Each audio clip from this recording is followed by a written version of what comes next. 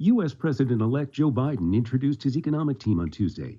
The AP's Ed Donahue reports. The team is going to get started in the midst of a pandemic. Times are tough, but I want you to know that help is on the way. In Wilmington, Delaware, the president-elect said his choice to be Treasury Secretary is Janet Yellen. She'll be the first Treasury Secretary who is also chair of the Reserve, vice chair of the Federal Reserve, and chair of the President's Council of Economic Advisors. Yellen's goal is to build the economy back better than before. To rebuild our infrastructure and create better jobs, to invest in our workforce, to advance racial equity and make sure the economic recovery includes everyone. Near attendant is the Biden choice to run the White House Budget Office. Some Senate Republicans have criticized the nomination. Ed Donahue, Washington. U.S. Attorney General William Barr says the Justice Department has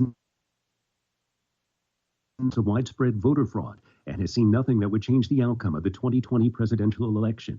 In an interview with the Associated Press, Barr said U.S. attorneys and FBI agents have been working diligently to follow up on specific complaints and information they've received, but they've uncovered no evidence that would change the outcome of the election.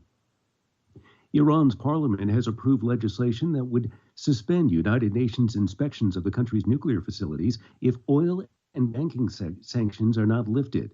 The measure, approved Tuesday, would also require the government to increase its uranium enrichment if European signatories to the 2015 nuclear agreement fail to provide sanctions relief.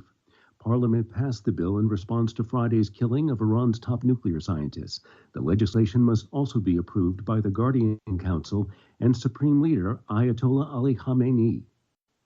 The United Nations is pleading with Ethiopia to allow aid to reach refugee camps in Tigray, where nearly 100,000 people from neighboring Eritrea are thought to have run out of food. At a news briefing, the UNHCR's Babar Barbalak says Ethiopia should give urgent access to teams so they can reach the refugees in the area. Our concerns are growing by the hour. The camps will now have run out of food supplies, making hunger and malnutrition a real danger. Ethiopian Prime Minister Abiy Ahmed ordered troops into Tigray on November 4th, following alleged attacks by Tigray's People Liberation Front forces on federal military camps in the northern region. Abiy claimed victory on Saturday. The U.S. Centers for Disease Control and Prevention says healthcare workers and residents of long-term care facilities should be prioritized in the first phase of COVID-19 vaccinations. The panel voted 13-1 in favor of the recommendations that will be made to states and other local jurisdictions if the Food and Drug Administration grants emergency approval to vaccines, which is expected later this month. The head of the agency responsible for approving COVID-19 vaccines says he won't rush the decisions regarding vaccine safety and efficacy. AP's Jennifer. After being summoned to the White House for a meeting about vaccine development, Food and Drug Administration Commissioner Stephen Hahn says officials will take the time needed to, quote, right.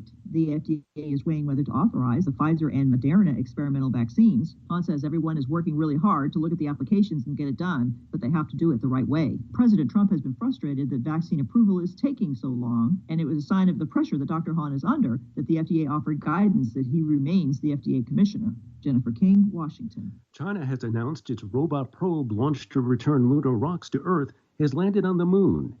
AP's Charles de Ledesma has more. The official China news agency says the Chang'e 5 probe has successfully landed on the moon in the pre-selected landing area. The one-sentence report gave no more details, though.